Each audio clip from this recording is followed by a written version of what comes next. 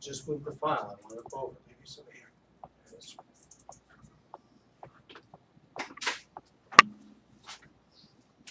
Hopefully you'll get a laugh out of this.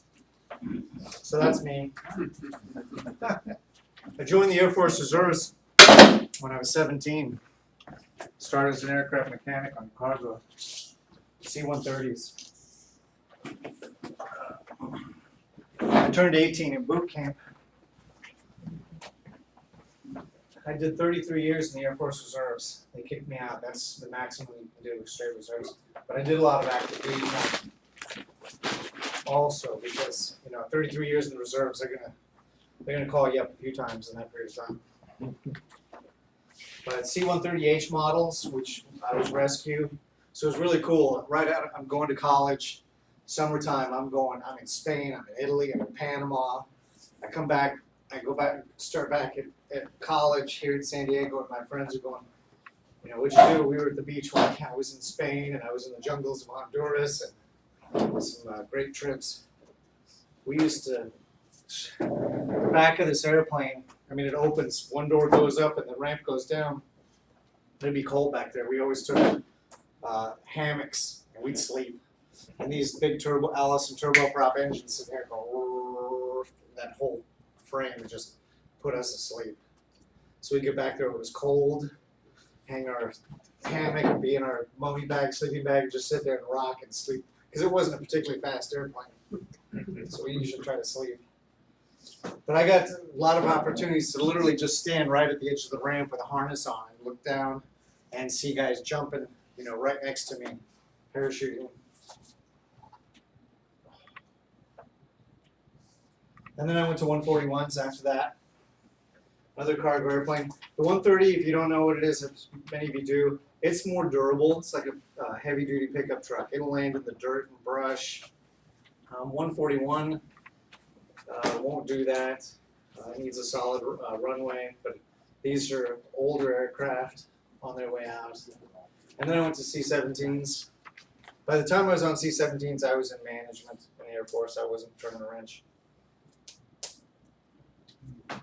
But I thought cargo was the way to go.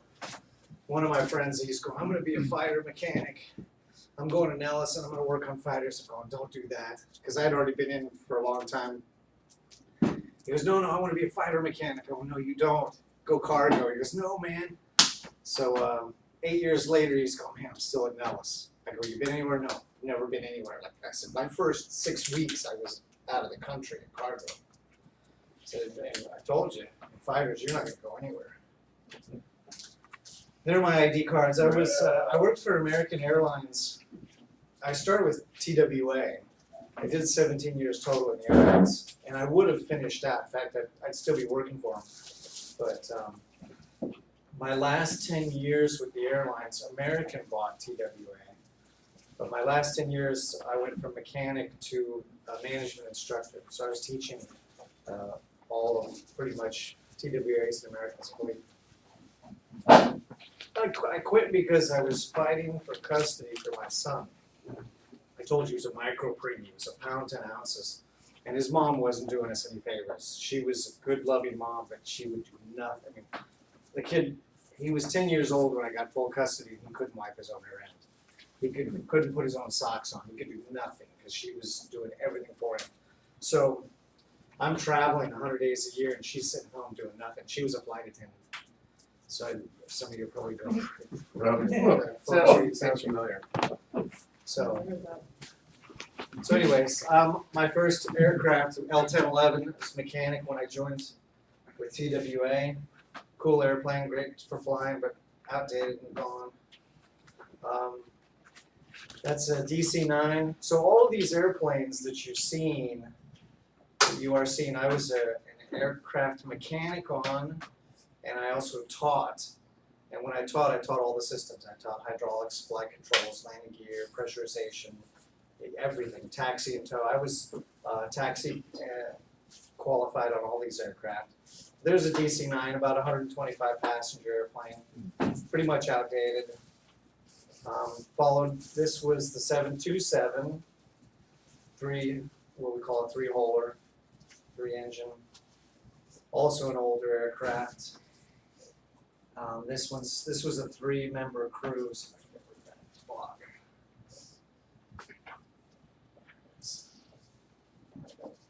But this has an engineer, so a pilot, co-pilot, and an engineer, and all the airlines to save money went to a two-passenger crew. MD-80, so anywhere between 130 to 172 passengers. This was TWA's newer colors. And there we had, if I remember, I haven't looked at these in a while, this should be the Boeing 717. So it was kind of a DC-9 modern. The DC-9 was Douglas Corporation. This was a Boeing aircraft. Boeing took over McDonnell Douglas many years back. But this was kind of like the DC-9, but it had newer engines, bigger engines, more efficient, glass cockpit, two-passenger, or two crew member. And this typically holds about 134 passengers. Very fuel efficient, but never went anywhere. I'm pretty quite certain Boeing's not making them anymore. But TWA was buying them for a while. And then the 737, thank you, with winglets. So I taught all these systems. And then 747, I've taxied 747s. Cool. It's like taxiing a city.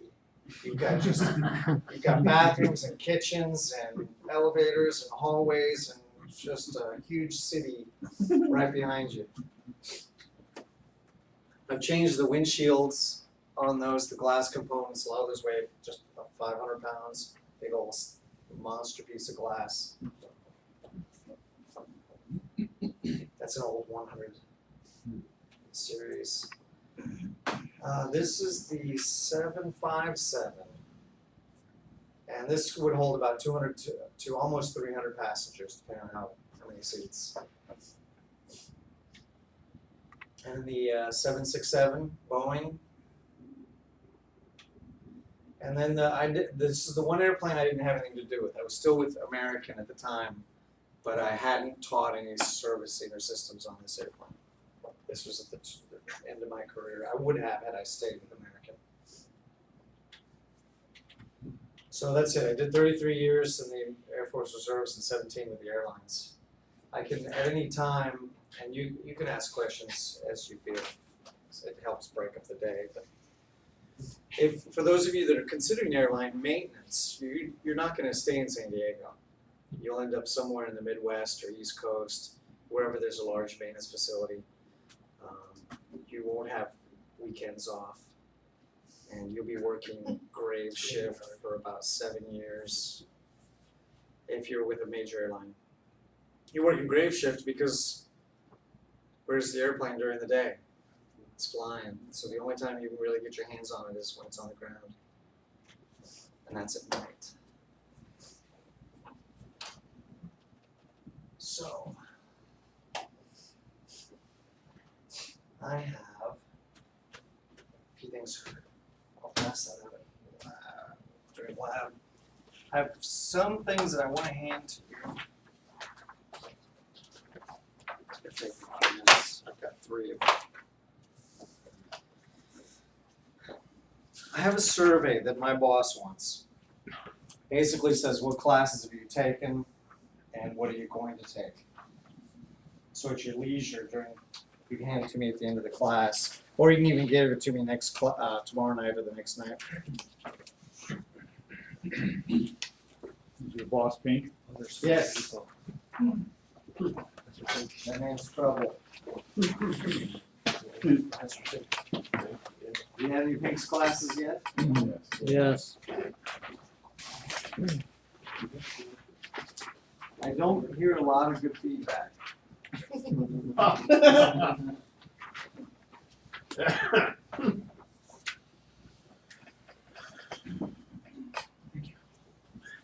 Not to say he's not a good instructor, but he expects a lot. I'm trying to get your feet wet.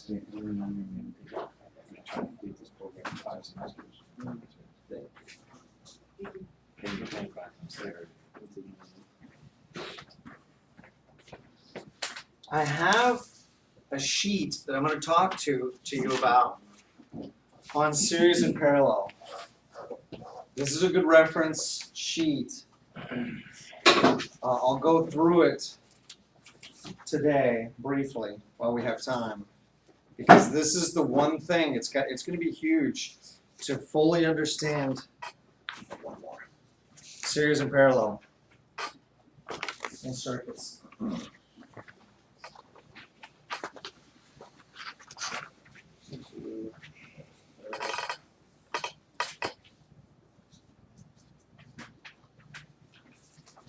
Three.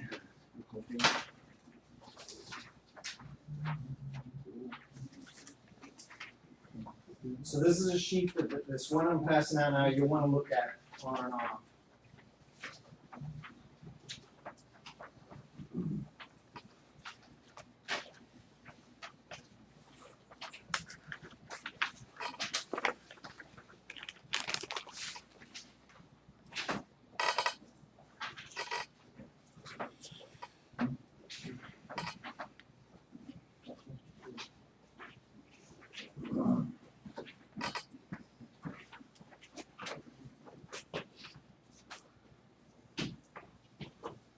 And last but not least,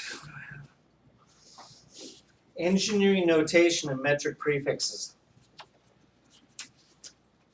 I know you guys have all had math, but you're going to want, if you, depending on how much experience you've had with this, you're going to need to know these. There's 3, 4.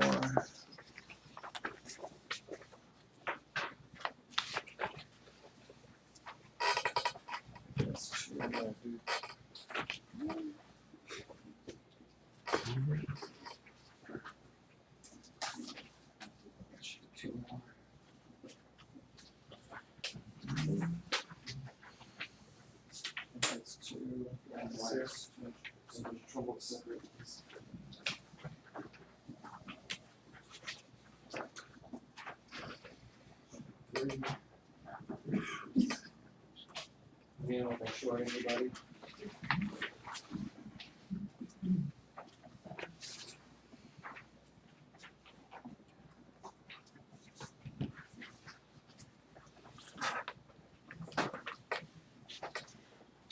And put these in your binder, your book, or someplace where you can refer to them on occasion.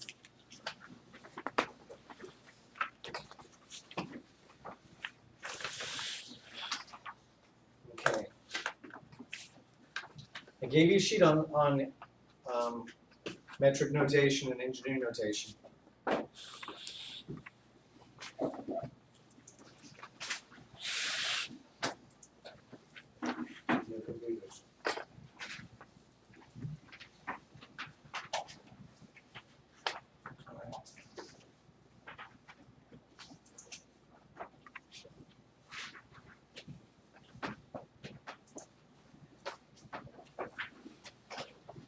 Okay, so there's scientific notation and engineering notation. In this class, throughout the A&P school, you're going to do engineering notation only. So and I haven't looked through this, so I don't know how smooth it'll go, but hopefully it'll guide me through it. Consider the number 23,000. In scientific notation, it would be expressed as 2.3 times 10 to the 4th. Engineering notation, this,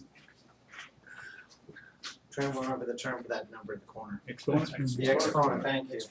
The exponent in engineering notation is always going to be in increments of 3. So this number, this exponent is going to be 3, 6, 9, 12, 18, and so on. And it can be a -2, -3, -6, -9.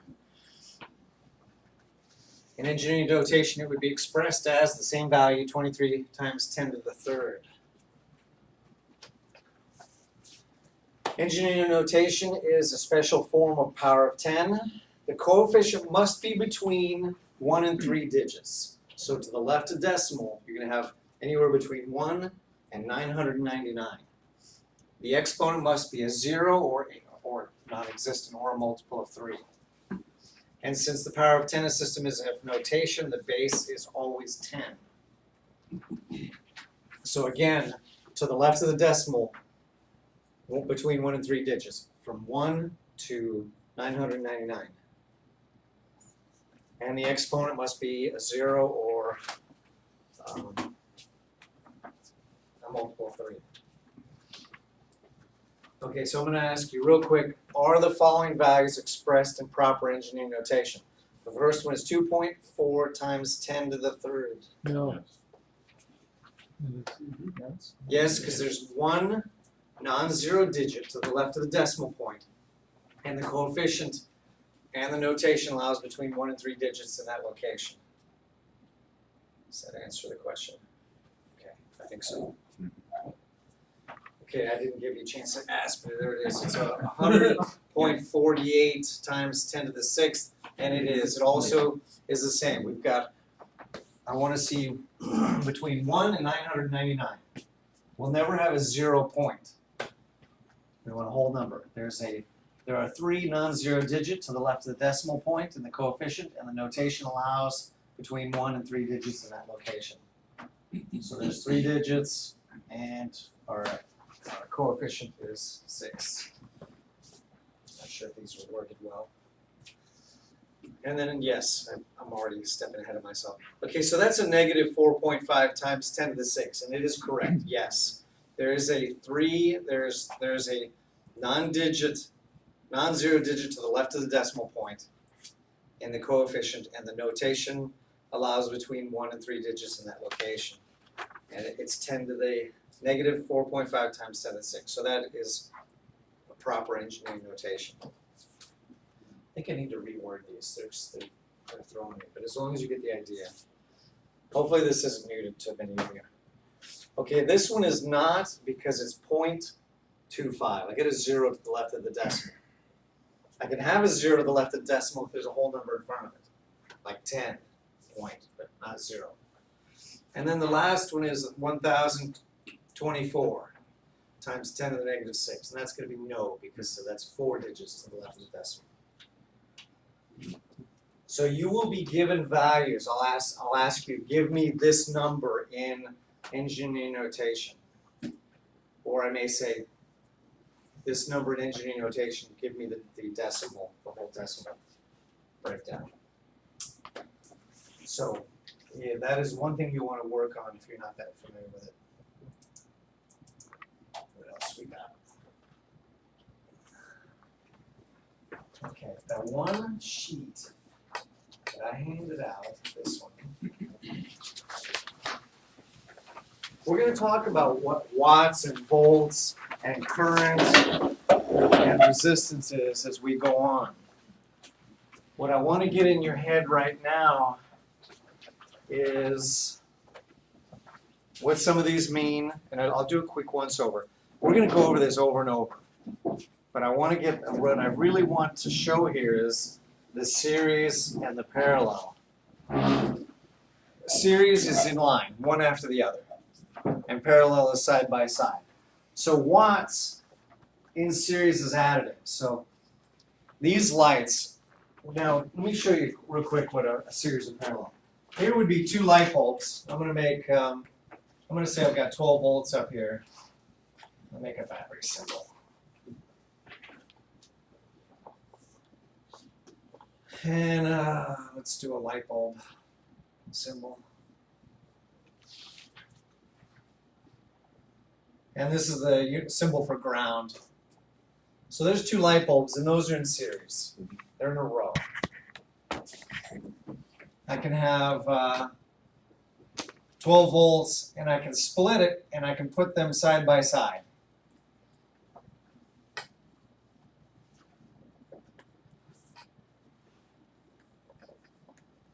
So those are 2 light bulbs in parallel. If one of these light bulbs goes out, and we've all had that trouble with the Christmas tree or something similar, or string lights, one bulb goes out, they all go out. That's series. Each bulb is part of the circuit.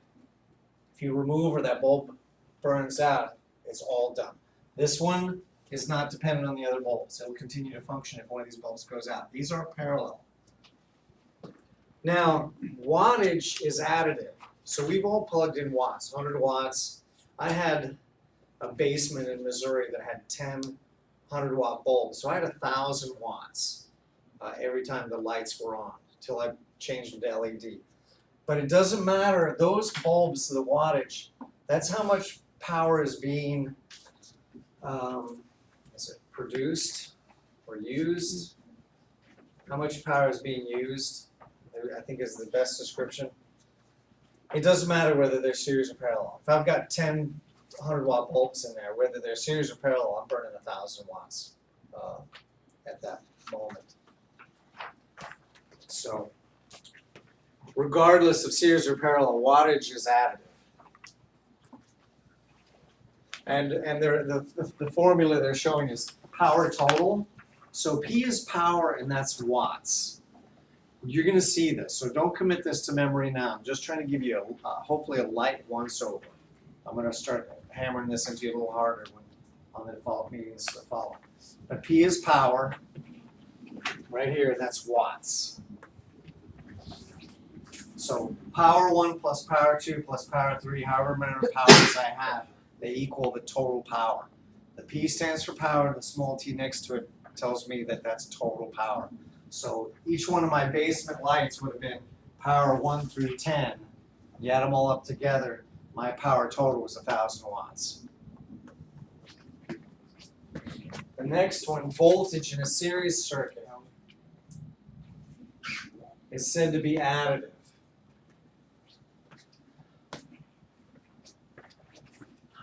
Let's see, this would be, there's going to be a couple of ways of voltage. We're going to have voltages in series, whether it's a set of batteries or I'm trying to decide how far to go into this. If I have 12 volts here, every time I go through a bulb, I lose some voltage. I get a voltage drop. And we're going to learn about voltage drops, and we're going to learn to measure and figure out what the voltage drop each time. So each time I go through a component, and in most cases I'm going to use a resistor. This is the symbol for a resistor, something like that. So whether I'm taking voltage away or I have batteries, anytime I'm dealing with voltage in a row, it's additive. I'll give you examples, but again, I'm trying to keep this a light once-over for the first day without totally hitting you, because, again, we're going to be doing this stuff. All this every day, all the way through the end.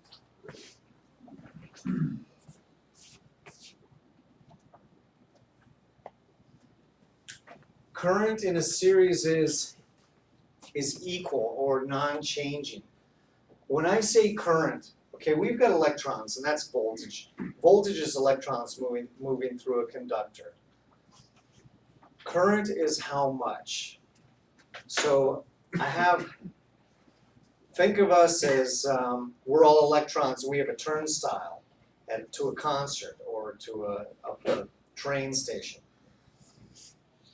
The current is how many people or electrons flow through that one point every second. That's what current is. And when I refer to electrical current, you can visualize water flowing. Because if I have this huge raging river, current, there's a huge amount of force. You know, if you cross a stream in your vehicle versus a large river in your vehicle, the vehicle can easily be swept away. It's the sheer volume per second that carries all the force. You probably heard it's not the voltage that kills you, it's the current. Which is amps. We measure current in amps. So now you've got current, which is a C, and amps, which is an I, but when I put it on the board, or yeah, A for amp, C for current, we reference current with an I. And again, don't let this confuse you just yet. We're going to do this so many times. By the third or fourth day, it should come pretty easy. The current is I.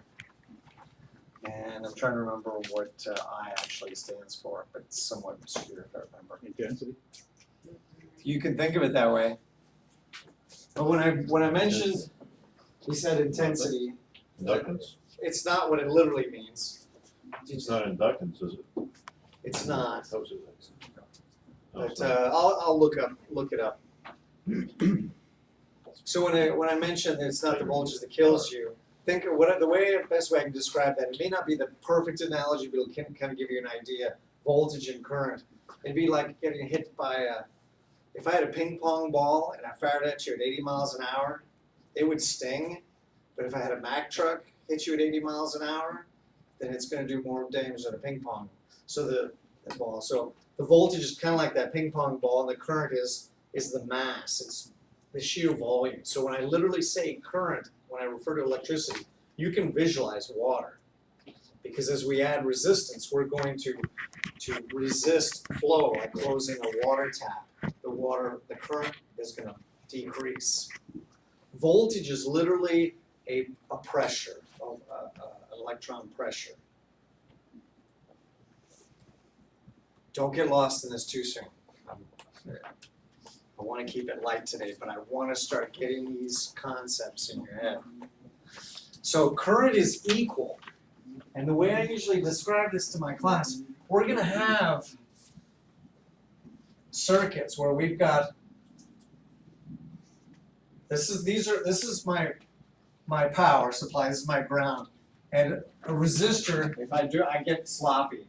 But this is the drawing for a resistor. There's no literal number of zigzags. Maybe it's a few more.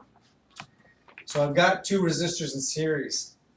Every time this voltage goes through the resistors, the voltage is going to drop a little bit because that voltage in series is additive.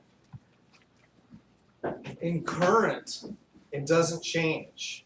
And this is something you'll need to know. The way I explain this is, think of a current on a river, and this is a campsite. You've got a campsite here and a campsite here. The same amount of current that flows by this campsite flows by this campsite. So current doesn't change in series. Now in this one, if this were a river, the current's going to split. So it's just like if I literally had a river that split and came back together.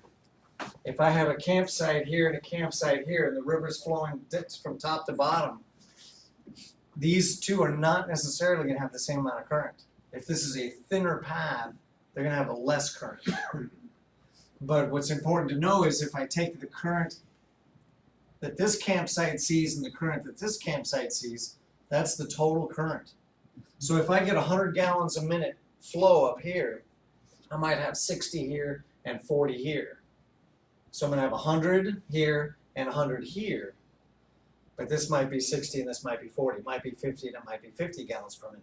So when a current is parallel, we add it.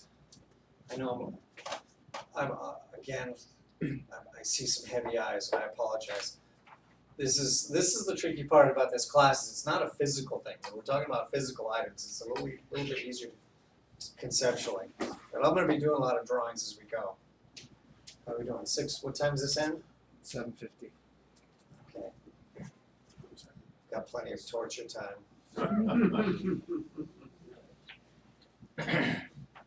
Okay, so current in a series circuit is equal. That means no calculations are needed.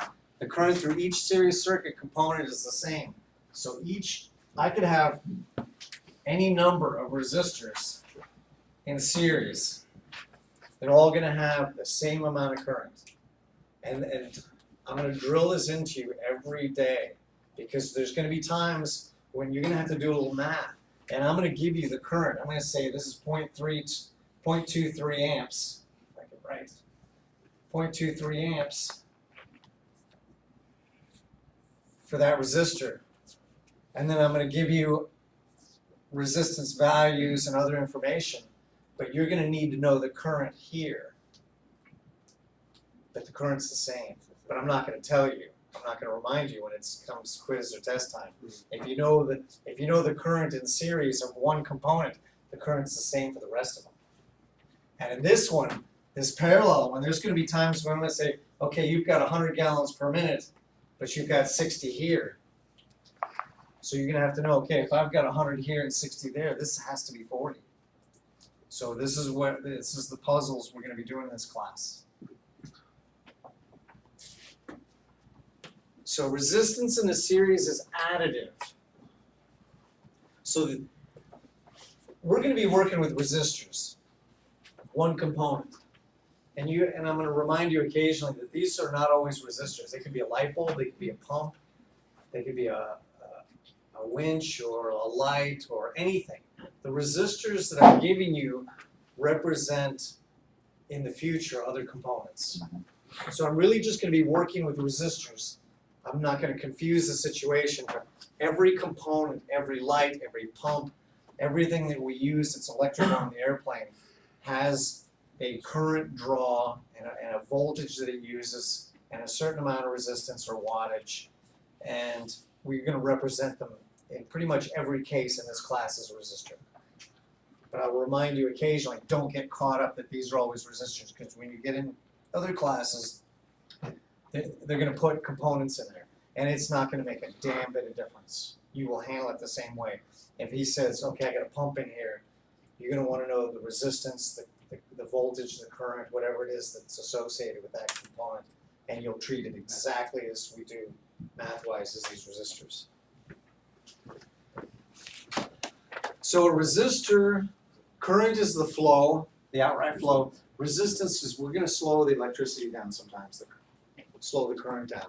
And it's just like the tap on your water fountain at home. You open it full up, you have zero resistance. You start to crank it down, you increase resistance. When you increase resistance, current decreases, flow decreases. So as you start to close the water on your tap at home, the water slows. That valve works like a resistor. So there'll be questions where I'll ask you if resistance, you'll have to remember when resistance increases, current decreases. And then the opposite is true.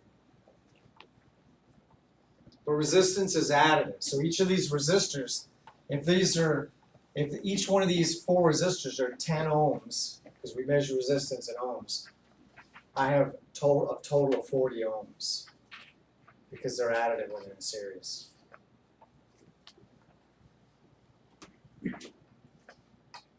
Here's the formula. Our resistance total is R1 plus R2 plus R3 plus R4, or however many there are.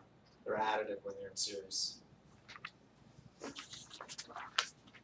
So wattage we talked about earlier in parallel is additive. Wattage is the only one that's the same. It's additive in both parallel and series.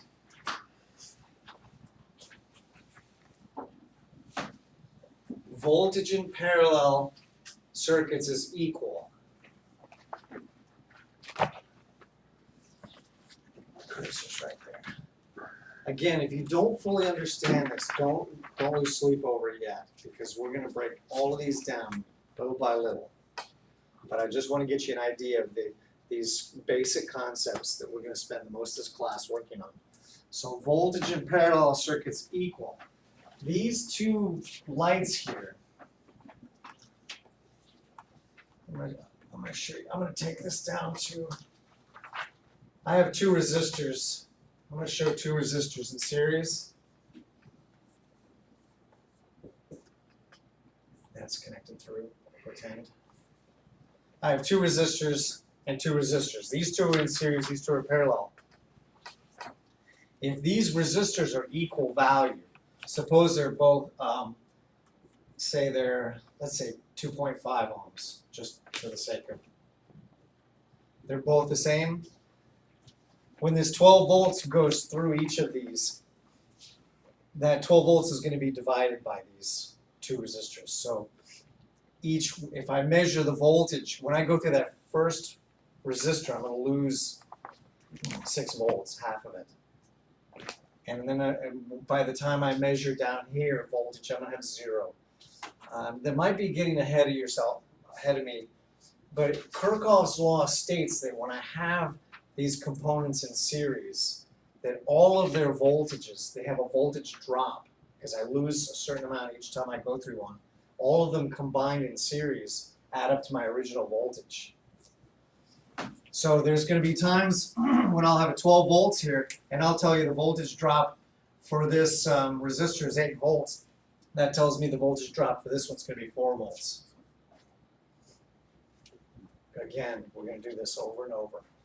The point of telling you this is that when I come to parallel, if this is 12 volts, each of these sees 12 volts. Because they're both connected at the positive and negative side of the power.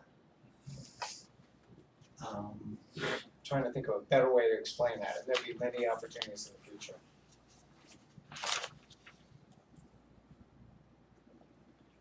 Okay, I'll just hold off. But if this one goes away, this one still is connected to a ground in the positive of that 12 volts.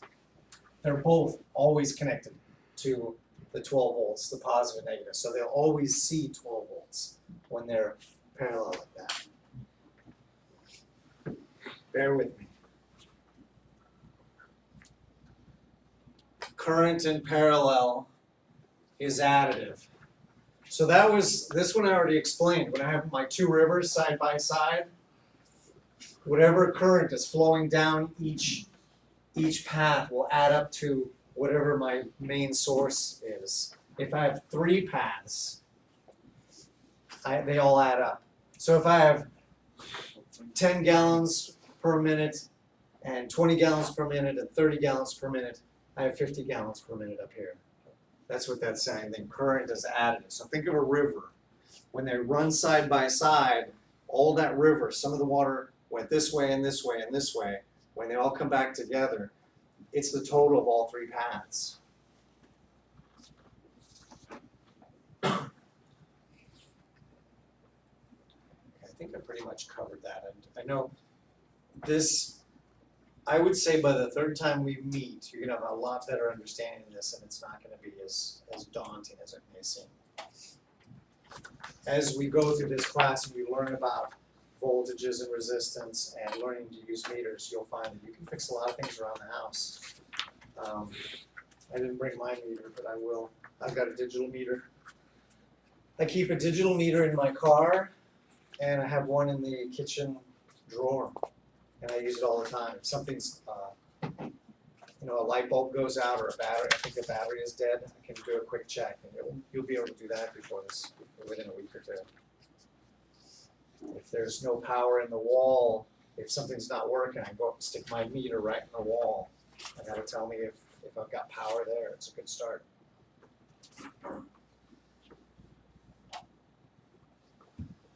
Okay, everyone terrified? All the word out of your minds.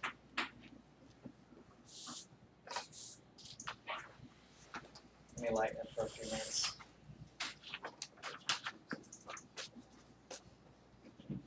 I used to work at LAX. This is, I can't remember the name of the road right now. Oh. You know this from human factors. Usually when things go wrong, it's more than one, we call it the FAA, I don't know if the FAA started, but we call it an error chain. That when something goes wrong, it's more than one thing. So here, this airline is under the power lines, and it went through the chain link fence, and it's out in the city street. So what they did is they didn't set the brakes, but they also didn't put the chocks in. So it took 2 errors. If they had not set the brakes but left the chocks in, or set the brakes and not put the chocks in, the airplane would be where it was. So in almost every accident, it's more than one error. So in human factors, like we mentioned earlier, it teaches you to look for these things stacking up against you. If I'm working with something electrical, I can think of 3 paths if I get shocked. Either I didn't follow the instructions, which is very possible. I mean, that could be one of my error links. I didn't wear my protective gloves, or I didn't shut the power off. If I left the power on but had my gloves on, if I'd read the instructions, I wouldn't have gotten any other things wrong. But if I had turned the power off, I could have forgotten my gloves and been safe. If I had left my gloves on but forgot to turn the power off, I'd probably be fine too. So it's usually accidents are multiple things. But there's an example where the mechanics parked the airplane and walked away, and it wasn't secure. You may have seen some of these. This is some of this requires an explanation. But this is the winglet of the 747. This is the 747's tail, and this is the leading edge of its left wing, and that's the left winglet that's attached to this wing. And I'm sure it looked like he might have needed a little throttle because he was probably having a little trouble moving forward. But he was actually cutting into the vertical stabilizer of this other aircraft.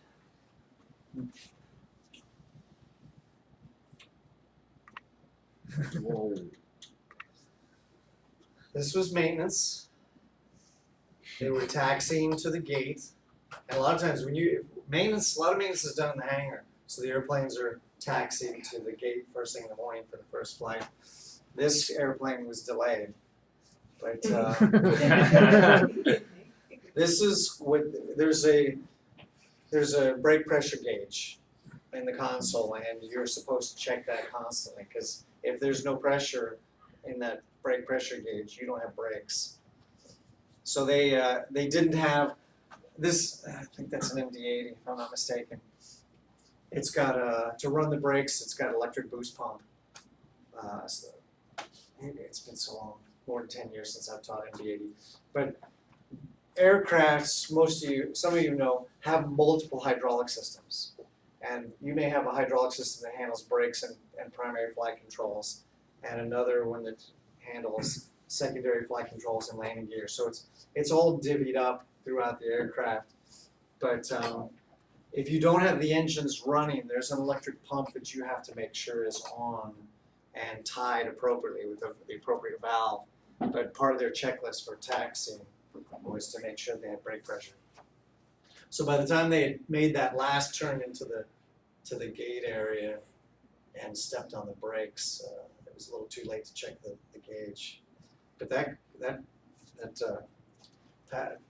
cockpit's gone. The guy survived. They went to the hospital.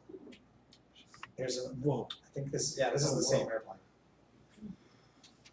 They must have run to the back, huh?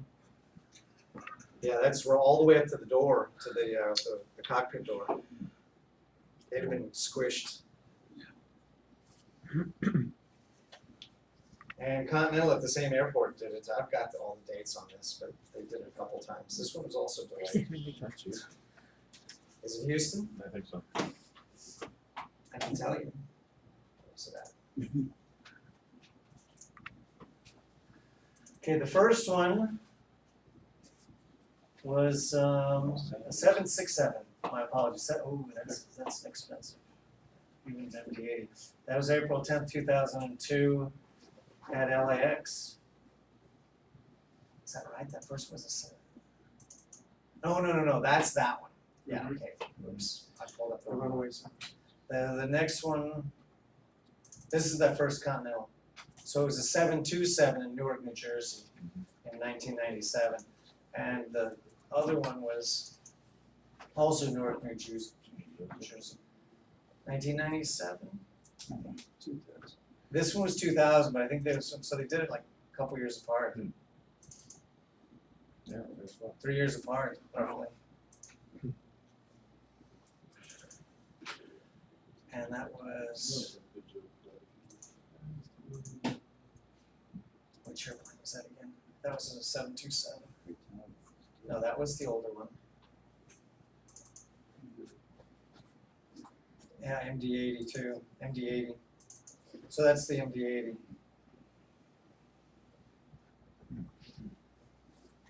But they did the same thing. Taxiing in. There's your ticket where your gate agent sits. Your airplane's here.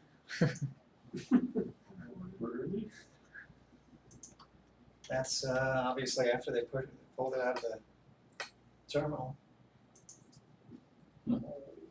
some of you have seen this one. It's a 747, that's a 200 series. I can tell because it's a big top without winglets. And the same thing as before. This one they didn't have, I'm trying to remember now, either, I don't think they would have had steering, but I don't think they had brakes.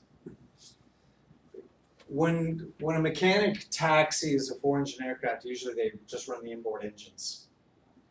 You can run the outboard engines, but they tend to, you sometimes fight the engine when you twist and turn, when you make turns. An experienced taxi guy might run the outside engines, but he'll throttle and de-throttle the engines a little bit, and that helps it turn. But most of the mechanics keep it simple and run the inboard engines and just steer it. But in this airplane, the brakes are associated with the outboard engines, the pumps mounted there. So they should have had AC electrical pumps, hydraulic pumps running. So when they came to the end where they had to turn, they went to turn, but all this mass of airplane was still moving forward, and those two little tires in the front turned sideways, but you know, they're just sliding sideways. They needed to slow it down. That's Saudi air. I don't know, I wouldn't want to think what they may do to their mechanics. Depends what base they are. Yeah, that's delayed. I got lots of stuff like that.